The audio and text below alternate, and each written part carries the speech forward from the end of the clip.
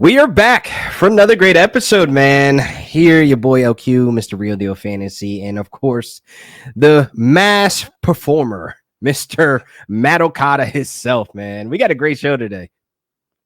Yeah. We had a great show last week, and now we're carrying it on to quarterbacks and tight ends, which I love talking about, so it should be fun. Oh, yeah, man. They got to get some love, too. I wasn't going to leave them out. Sometimes, tight ends, they can get cut short because there's only really 5 relevant guys to talk about.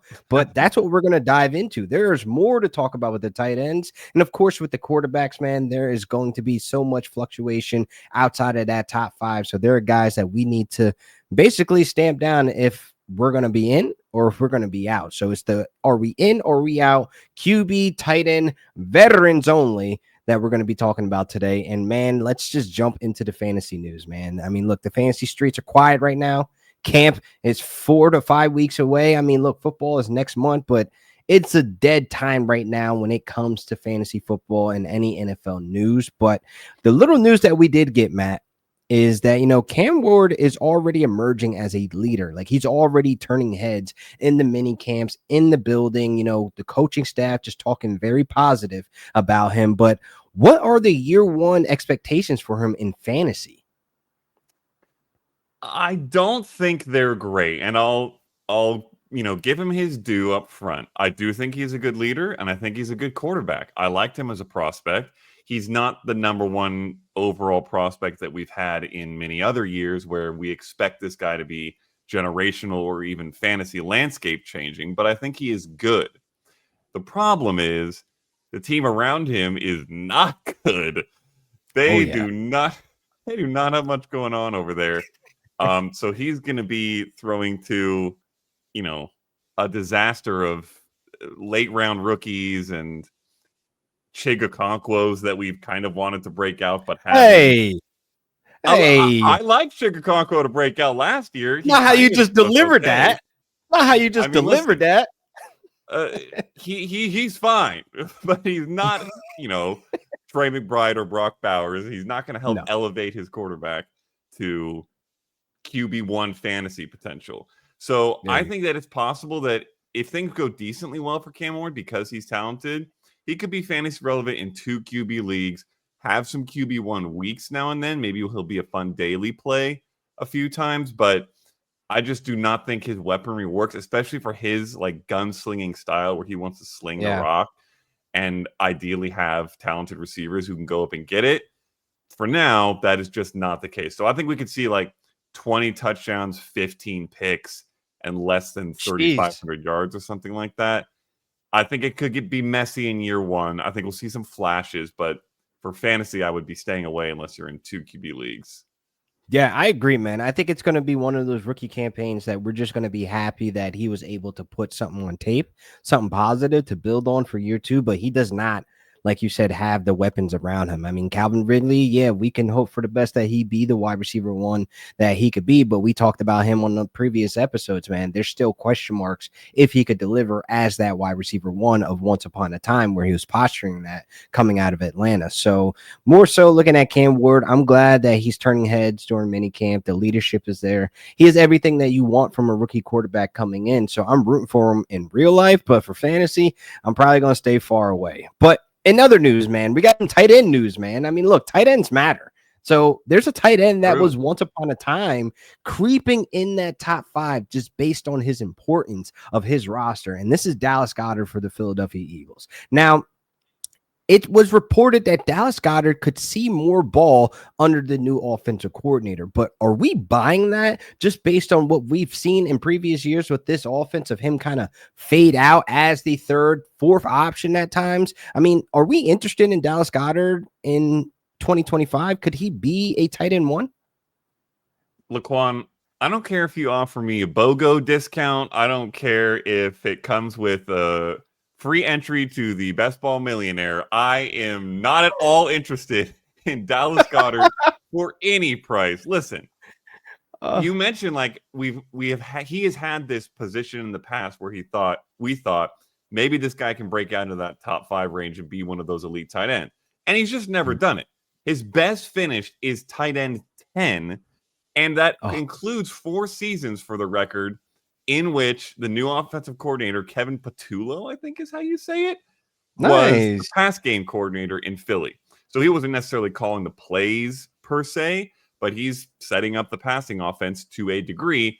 And Dallas Goedert was what he was, which was a useful for real life, real NFL terms for his team asset, but not a fantasy stud and not anybody that I have any interest in with any upside. I think he has like safe-ish tight end 12 to tight end 18 kind of vibes, but I'm incredibly uninterested in drafting that. If you're going for somebody in that ADP range, I'd rather go for someone who has upside to break out higher than that. Like, listen, there's gonna be pitchforks and torches from myself for saying this, but I'd rather have Kyle Pitts than Dallas Goedert. Oh my God, get out of here now. No, listen, podcast the chance over. is small, but there's still a chance.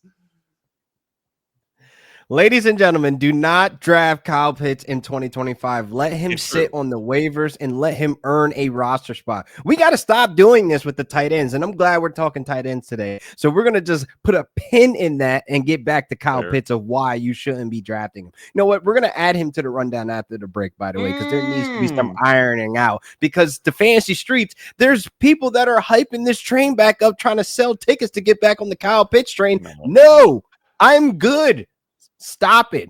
Let's move on before we get too crazy. But Deontay Johnson's been in the headlines recently, man. I mean, from him making his podcast appearance and going out there speaking publicly about, his reasoning of not wanting to go in the game for the Baltimore Ravens. But he also mentioned something that kind of like made me go, huh? Like Deontay Johnson thinks Kenny Pickett will win the starting job. So, like, does this make you feel a little different about the Browns pass catchers? Like, does Deontay Johnson, Jerry Jeudy, David Njoku, do they get a bump up with Kenny Pickett? I mean, it depends on where you set the original line. I think a lot of people set the original line at Joe Flacco. And if you're doing that, then no, I do not think Kenny Pickett is a bump up from Joe Flacco at this point for fantasy purposes for their receivers specifically. Now, interestingly enough, it might be a better choice for this team to try to run Kenny Pickett out there and see what he can do, because we all know what Joe Flacco is at this point in his career. Yeah. And in fairness, it's like this team isn't winning anything. So just try some stuff, throw some spaghetti at the wall and see what sticks. But in terms of fantasy, Flacco has had some stretches in recent years of, hey, I'm willing to throw the ball everywhere and anywhere and as many times as you want.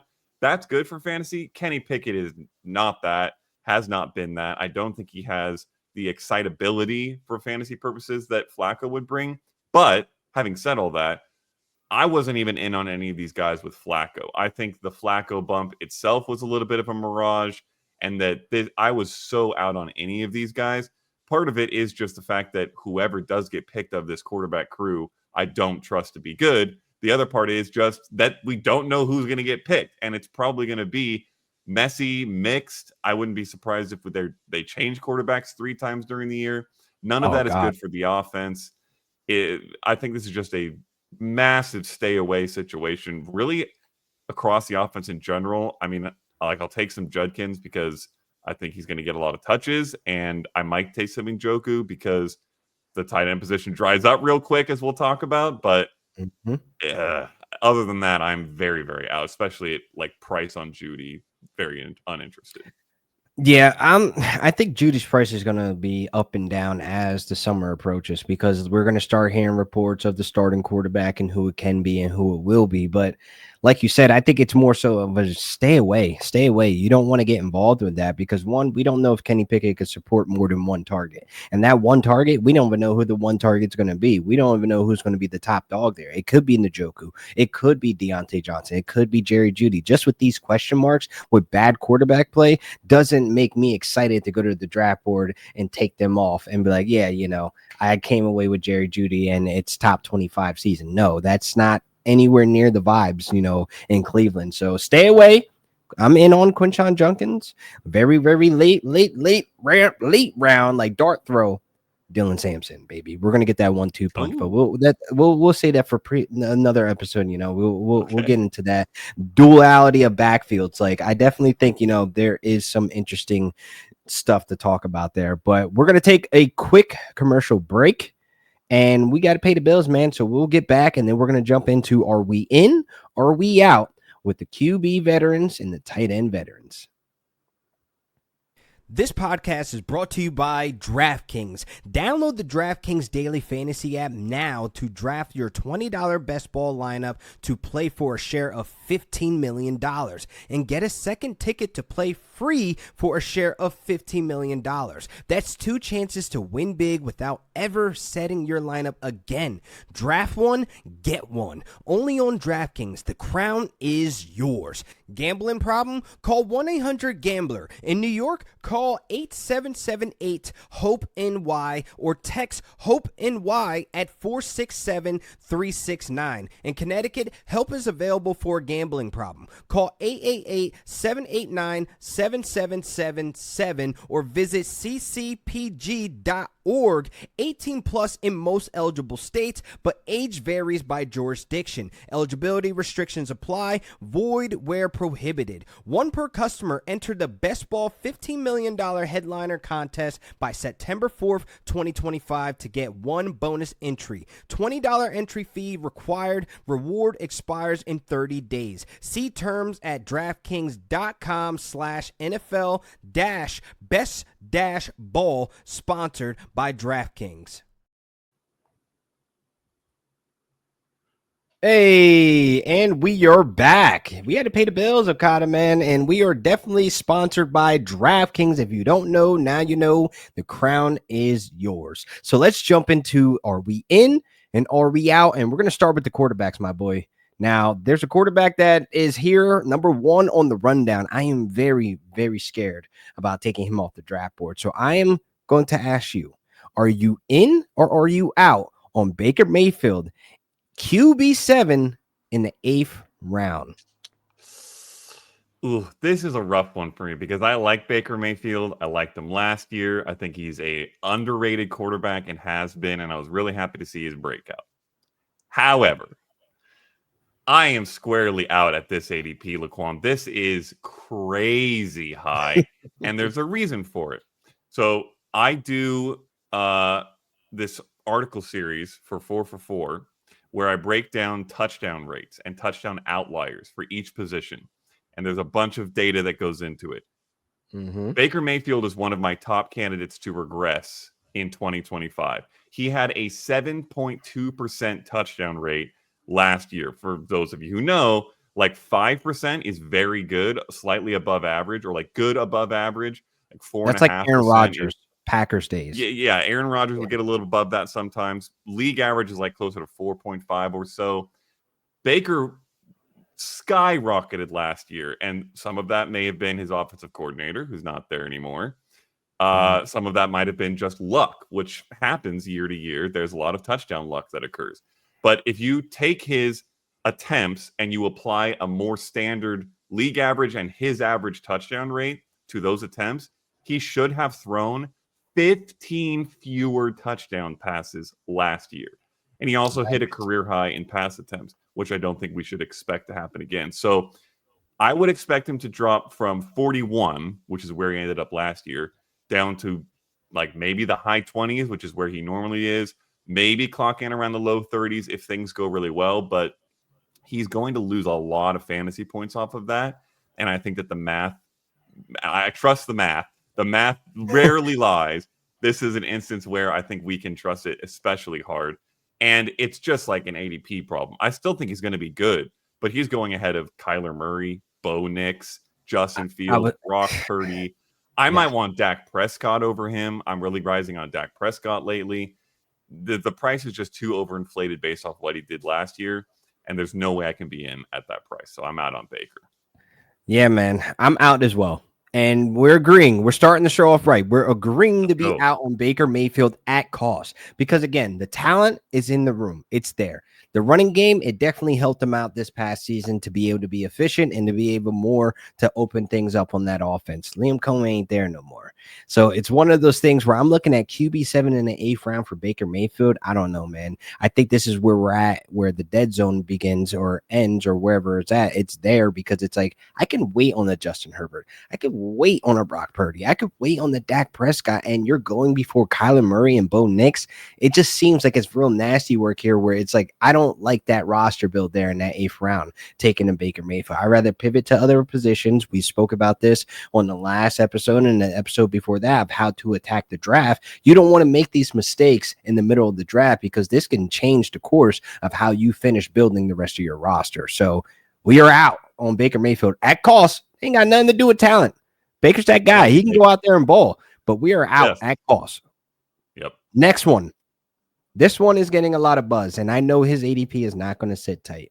It's Justin Fields, QB 10, 9th round, a round later from Baker Mayfield. And we just spoke about some other guys, that we named off. And I think there is a huge risk here with Justin Fields or where I stand, but I'm curious to know if you're in or you out on Justin Fields. If you've been following me this offseason, following what I write, following what I say, you'll already know the answer to this question, which is that I am in on Justin Fields. Now, that doesn't change the point that, as you mentioned, there is high risk here because the other guys you're drafting in this range do not have a very high chance of just losing the starting job out of nowhere, which, let's not sugarcoat it, could happen to Justin Fields. He's on a short-term deal. It's basically a prove-it deal. Having said that, it is an expensive prove-it deal, and the team, the front office, the coaching staff, has expressed confidence that they believe, A, he can be the franchise quarterback, B, he can have that like Baker, Sam Darnold-esque late breakout sort of thing that we've seen in recent years from a few different guys, those ones being included. This is based off direct quotes, by the way, from their front office. And I believe them, and I believe in Fields. So for at least this year, I expect him to hold the starting job the entire year. If he does that, he is guaranteed to beat this ADP. He is way too valuable as a rusher, and he has improved as a passer in recent years. Like pretty much every year, he's gotten a little bit better. Over the last 3 years as a starter, 18.8 fantasy points per game. That's 7 over that span. And that's probably on the low end of what we could expect if he gets a proper full year as a starter with a couple decent weapons and the rushing ability that he has. It is, risky taking him here in the 9th round. If you wanted to play it safe, if you want to play safe with your draft picks, which fair to you, sometimes that's a strategy. You can go Dak or Goff or Herbert, who you mentioned, a round or two later. But I think the chances that those guys are top 6 or top 5 are much lower than the chances that Justin Fields hits that bar as long as he's a starter. And I expect him to be the starter all year. So that's what I expect from him in fantasy. I think he's underrated. So here's the thing.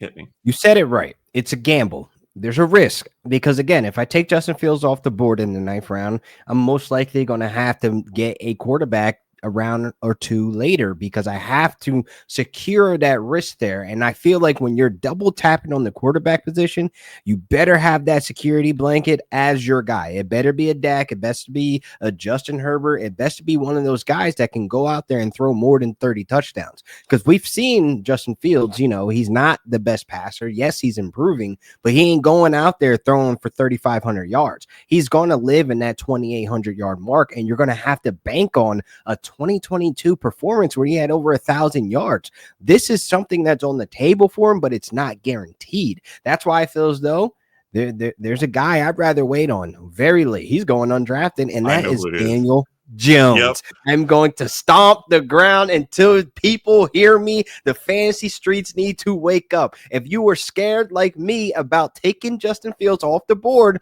in the 9th round, I'm waiting for another mobile tactic guy that can give us 700 yards on the table. It may not be 1,000, but he's in the system that 60% of Anthony Richardson runs last year were by design. He led the league. 46% was Daniel Jones in his short time there in New York. So there is some type of fit here for Daniel Jones. So if you don't like Justin Fields, you can get a Danny Dimes. He don't have a season under 60% of completion percentage. And we just saw Anthony Richardson put out 47 last season. So that's just my case there. We've seen Daniel Jones as a better passer. So I'm going to go with the guy that's a better passer who also has that mobile upside. I already made the case for Daniel Jones. He's not on the rundown, but we can skip to the next guy because this is where I'm very curious because I just took him in a mock draft, not your mock draft that we're doing right now, which, we definitely need to be looking out for that article because I have to explain myself on one of the picks.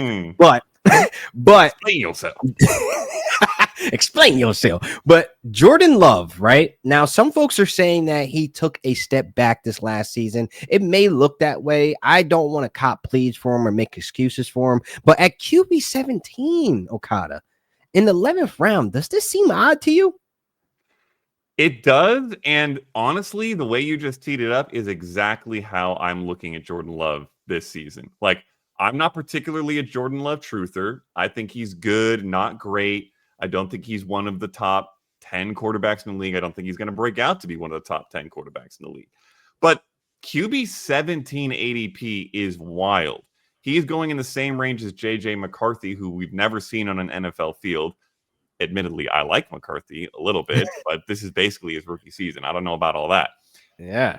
QB 5 in 2023, Jordan Love. QB 17 last year in what you mentioned. A lot of people see as a down year. Romeo Doubs and Luke Musgrave missed a ton of games combined. Matthew Golden didn't even exist. I mean, he existed in Texas, but he didn't exist here. Yeah. So he has an even better wealth of target options, which he has had before, obviously, but now has a first-round receiver to add to it. He's got the talent to be a borderline QB1, but he's going at QB 17. I don't really see how this happens. I guess it's probably just there's a bunch of names that people like better in that fringe QB1 range. And I think a lot of people would probably consider Love like in the same tier as the guys going at QB 13 or 14 or maybe even 12. So it's less of like the QB 17 number, which sounds really bad, and more of he's in a tier that's past the locked and loaded QB ones. If that's the case, fair enough, but then you're getting the cheapest one in that tier in Jordan Love. That seems like a smart move to make. So it would be nice if he would lock in some rushing upside. A couple years ago, he had 250 yards and 4 touchdowns on the ground, which was very nice. That's how he got the part of how he got that QB5 finish. Last year, he did absolutely nothing on the ground. So that would be nice if he could lock that in a little bit. But he's had a very good touchdown rate both years as a starter. He's got the weapons. I don't see how he doesn't finish ahead of this ADP and likely finish right around like QB 12 in fantasy points. I think I could deal with that. I could deal with that getting him this cheap. But let me ask you, if we go back to Justin Fields, are you double tapping if Jordan Love is there later? Then you have to pay that price for Dak or anything else. Like, what if Dak and Herbert and all the names that we named are off the board? Do you feel comfortable with a Justin Fields, a mobile quarterback with a Jordan Love with that upside for the touchdowns and yards? It depends on the league settings, the draft, and the roster and all that. Like when you're going for a second quarterback, if you have 6 bench spots, if you're in a very normal like work redraft league where you don't have a lot of bench spots and the waiver wire is going to be really nice, I'm probably just like not taking a second quarterback and streaming off the waiver wire if Justin Fields were to disappear. If that's the strategy I go, is to take Fields. If I am taking someone, I think it's as late as possible. I kind of like maybe the idea of going Jackson Dart, because if Fields loses his job, maybe that's around the time that Jackson Dart gains the job. But still, though, I'm likely not double tapping unless I have really, really deep roster situation. Or in best ball, obviously, you want to have 3-ish, usually 2 or 3, depending on who your guys are. If it's Fields, almost certainly 3. Then I'm looking in this range probably. If I was in best ball, I'd be very interested in adding a Jordan Love to a Justin Fields roster and then picking up one other guy late. That's wild, man. Jackson Dart, and look how you put that cloud over New York, man, aka New Jersey already, man. You talking about Justin Fields losing the job, and then Jackson Dart gain it, and it's all bad in Giants Nation. Like it has to be all bad if these things happen. But I do like the strategy though, because Jackson Dart is going to go damn near undrafted. You could put him on the watch list. Like nobody's going to draft him in your work league, your home leagues, or any redraft league that you're in where it's one quarterback. I like that strategy, just to sit back, wait, and put him on the watch list, or even stash him if you do have the bench spots. But again, Jordan Love at QB 17 just seems so odd to me, to where like, okay, maybe it's there for a reason, but like you said, he just might be just in that tier of the high end QB2s that are just in that range. But our last guy, I like to call him Trevor Mid-Lawrence. It seems to be sticking with some folks, but I'm just speaking all facts and truth. We have not seen that upper tier of quarterback play, but at QB 19 in the 12th round, Okada, are you in or are you out on Trevor Mid-Lawrence? So this one's interesting because, as our listeners may know, I made the case for both sides of Lawrence a couple episodes ago. The Awesome. judge in that case sided with the prosecution. They were at least on the arguments I presented, they were not convinced. I am convinced at this ADP. This is very similar to Jordan Love.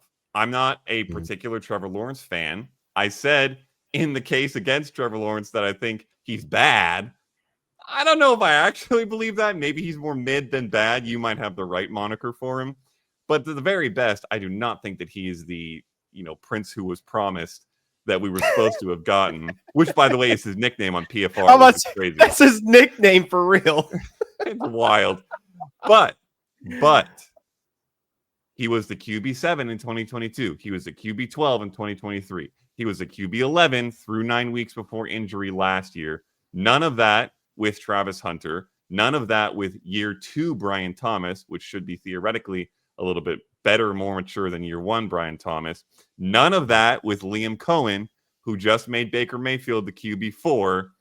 It feels to me, despite my misgivings about how talented Lawrence is, like you are getting a guaranteed low-end QB1 with mid-range QB1 upside if he breaks out with the pieces that he has to break out with, but you're getting it at low-end QB2 prices.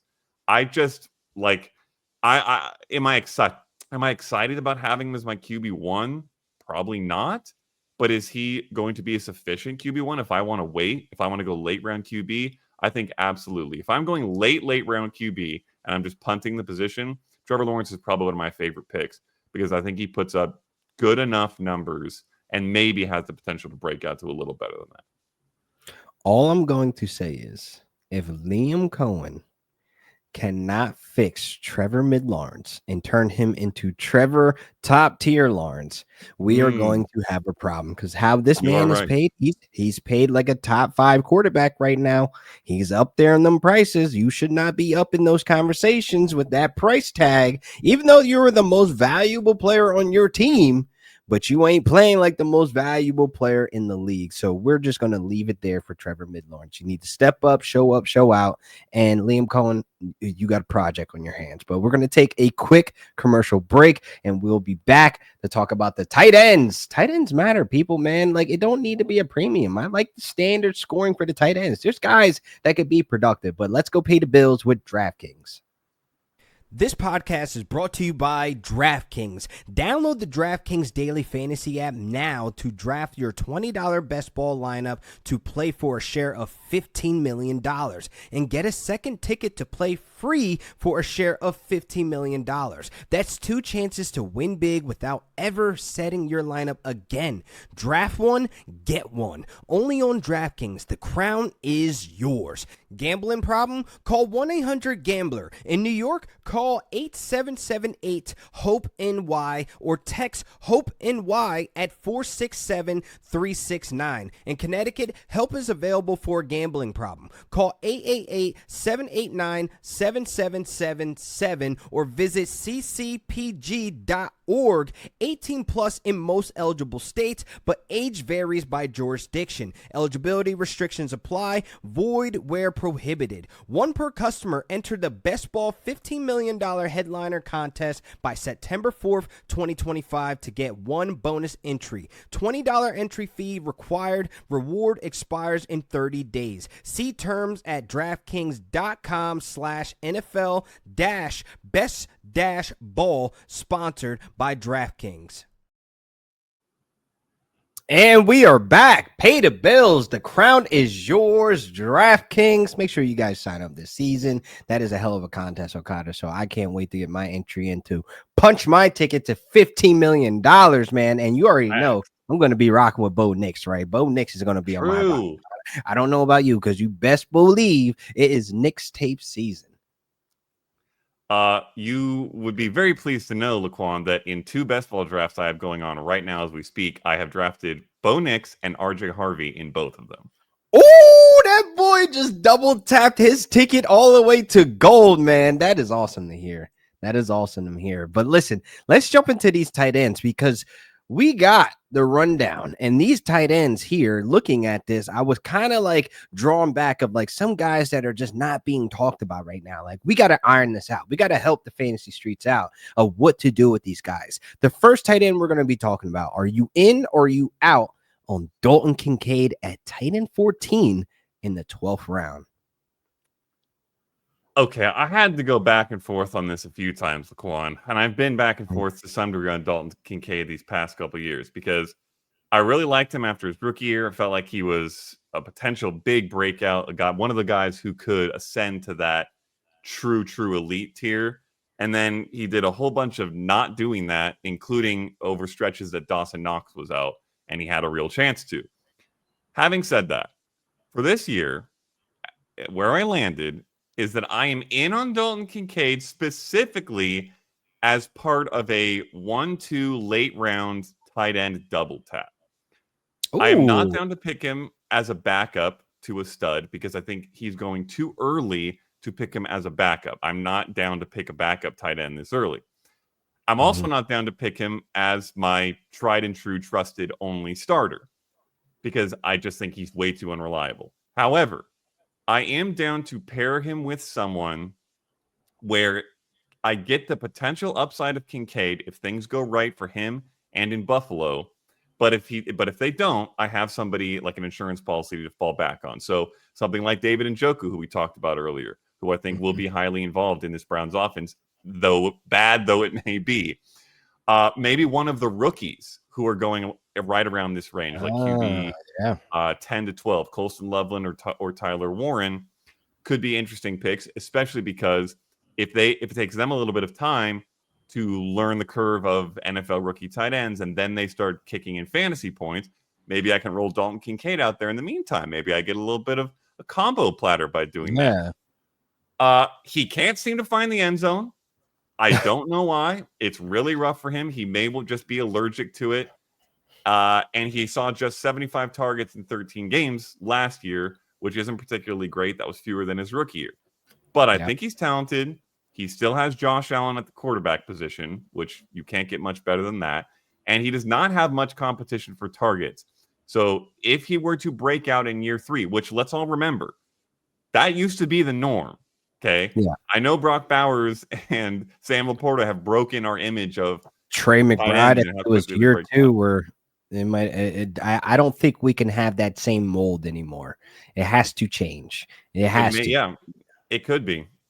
But if Dalton Kincaid somehow finds his footing in year 3 with that quarterback and that offense and the talent he has flashed, I think he could be a huge value. So if I can pick up him and a similarly cheap insurance policy, I'm down to do that. What do you think? I'm out. And here's why. Now, I'm out for disagree.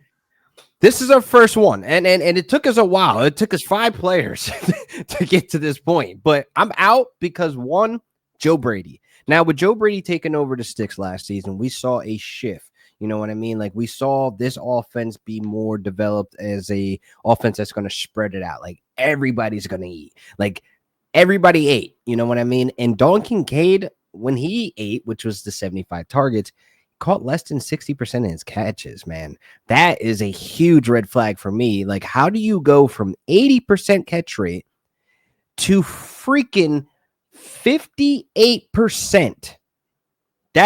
That doesn't look good to me. That looks like something's wrong. You know what I mean? And this is with Dawson Knox missing time. So it's not like you're sharing the field. It's not like you're sharing the role. And listen, Josh Allen, it's no secret. He loves targeting the slot. There's times when Kincaid is lined up in that slot and they're not connecting. So I think more so what you were saying is like, I don't feel comfortable as my trust all be all, start and forget tight end one.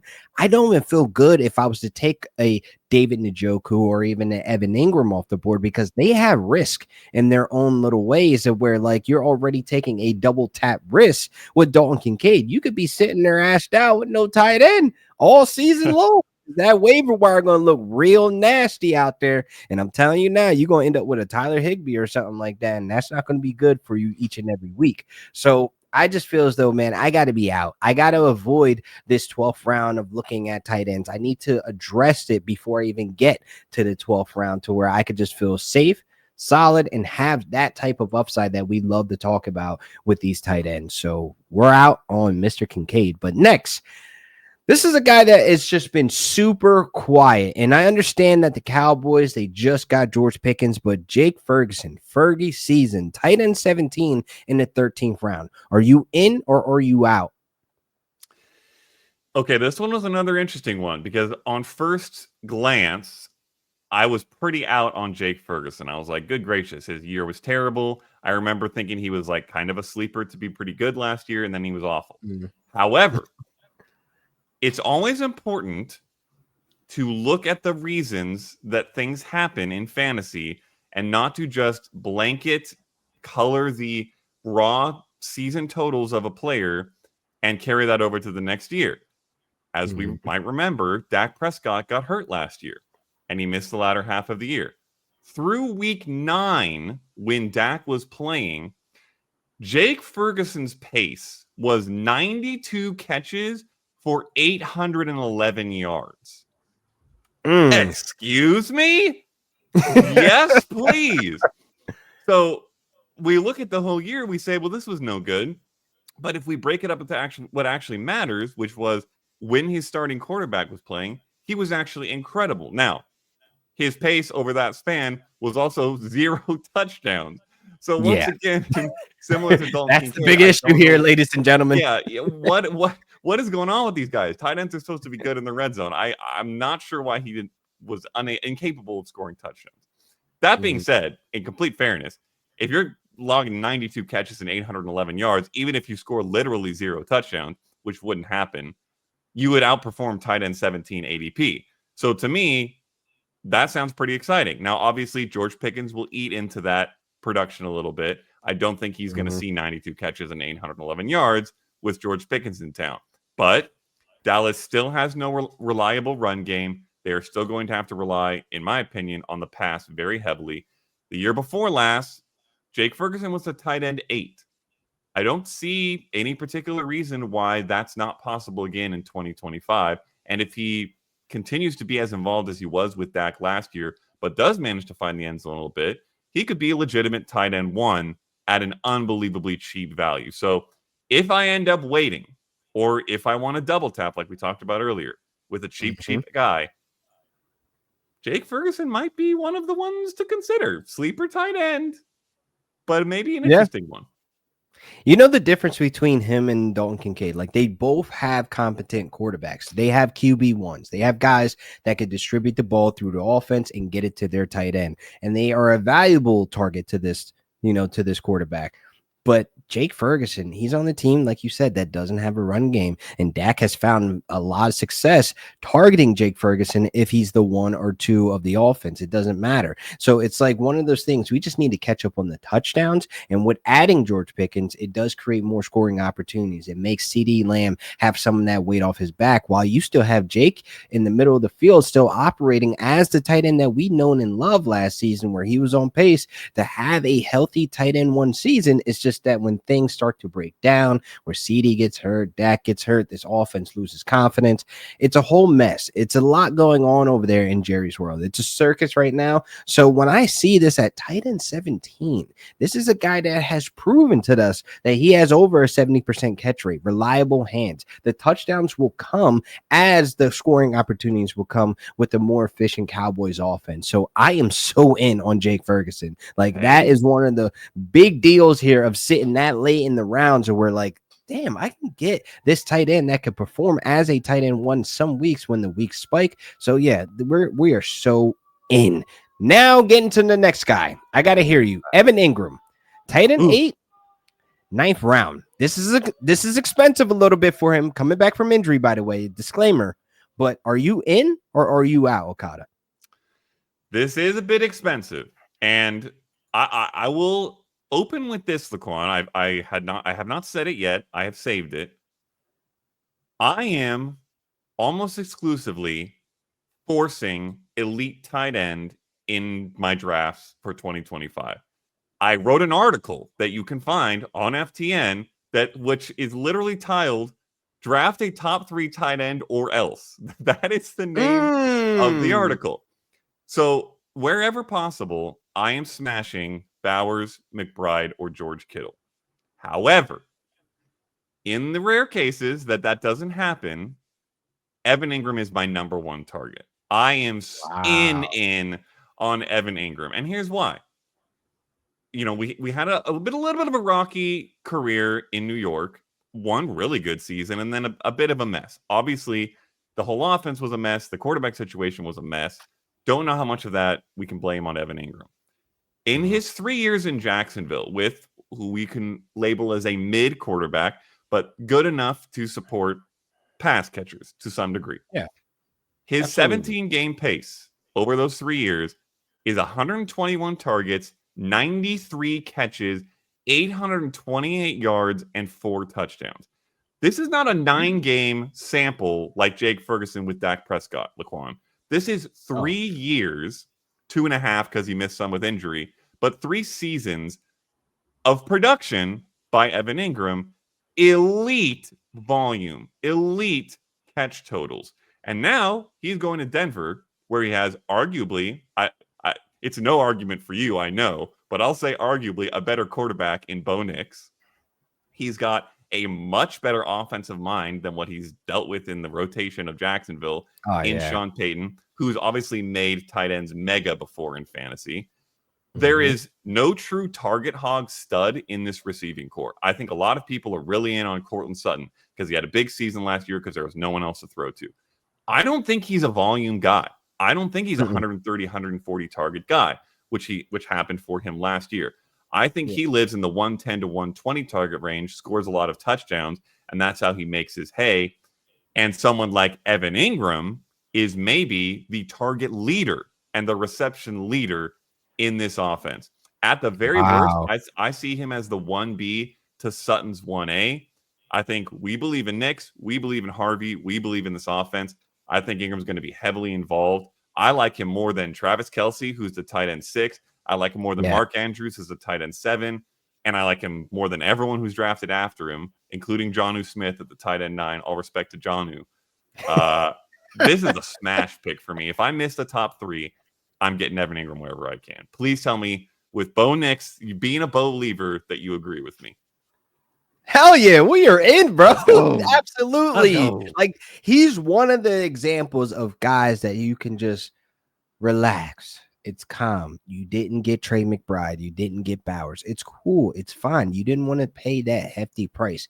The 9th round does sound expensive to an extent, but if you handle business in those first 8 rounds and you secure your tight end 1 in the 9th round, boy, you were looking at a very stacked squad. If you keep everything clean through those first 8 rounds and he lands in your lap, I'm even willing to reach in that 8th round if I feel like he's not going to make it back to me. That's how confident I am in Evan Ingram. If he stays healthy, he's in a system with a quarterback that can get him the ball, and Sean Payton has the evidence of having success with his tight ends. It just didn't happen in Denver because he didn't have the personnel. He didn't even have the running backs to even execute a proper running game. Didn't have the quarterback. He has all these things intact. And look, Denver's defense, listen, boy, they're going to be something else again this season because, boy, that pass rush, that secondary, it's going to keep them in games, and Denver needs to be the team to watch out. And that's why us fantasy managers, we want pieces of good teams. We want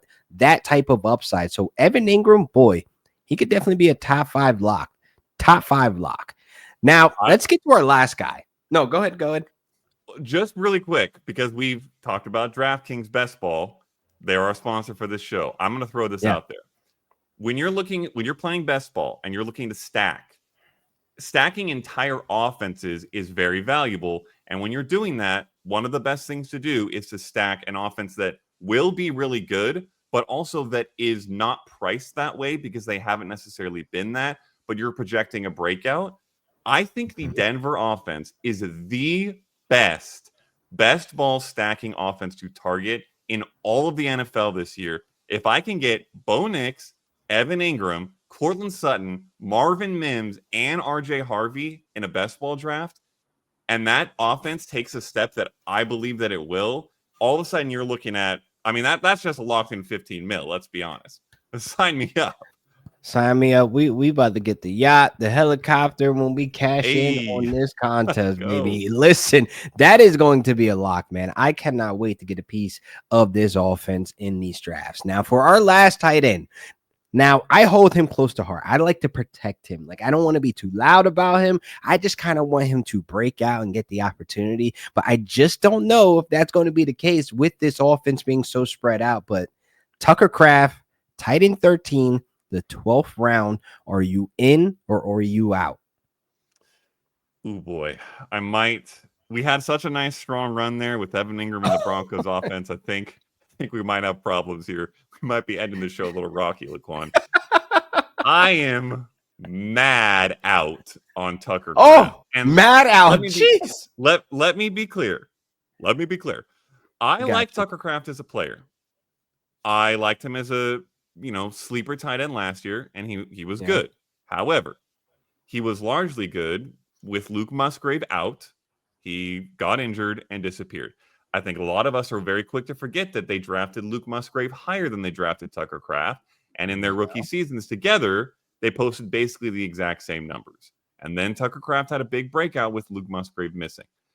Beyond the return of Luke Musgrave, we also have the addition of Matthew Golden, a first-round wide receiver, a legitimate mouth to feed, and all the other secondary, tertiary guys there who will demand targets in some capacity. The big difference is, like, we said a lot of that latter part last year because there were all these other guys. Wicks, Dobbs, Watson when he's ever healthy. Even Josh Jacobs catches passes. But all of that still exists, and now we have a guy, a number one, who was drafted in the first round, who might be able to, soak up a legitimate number one, I'm making air quotes for those who are not watching on the YouTubes, target share.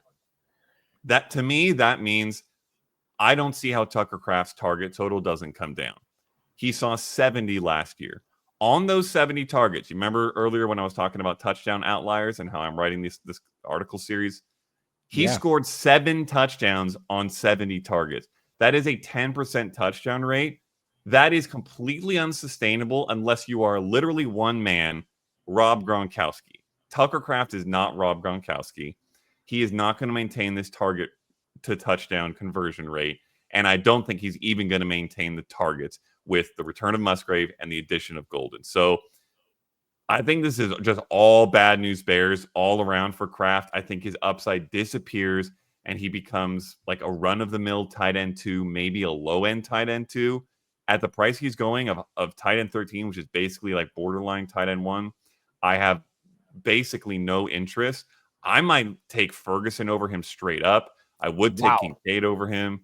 Yeah. I take Ingram in less than half a second over him. It's not even close. So sorry, Tucker. Sorry, Laquan, if you're in, but I am extremely out on Tucker Kraft this year. Nah, man, I'm out.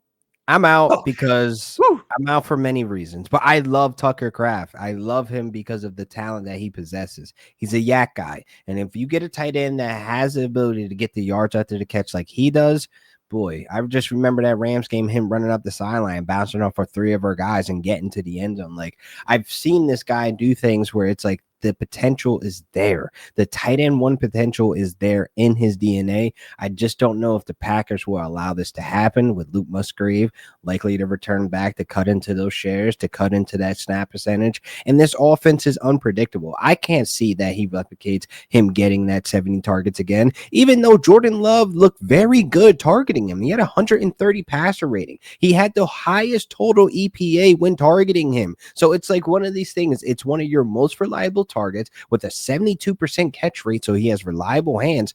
Why can't we just lean into him being the tight end one for him to take on the mantle to help us fantasy managers out there to be able to get a gem like this in the 12th round? But for all those reasons you explained, it's not set in stone that these opportunities are there for him. It's not set in stone that he'll see that type of touchdown percentage compared to where he's going to be, with Luke Musgrave this next season. So, boy, we are out on Tucker Craft.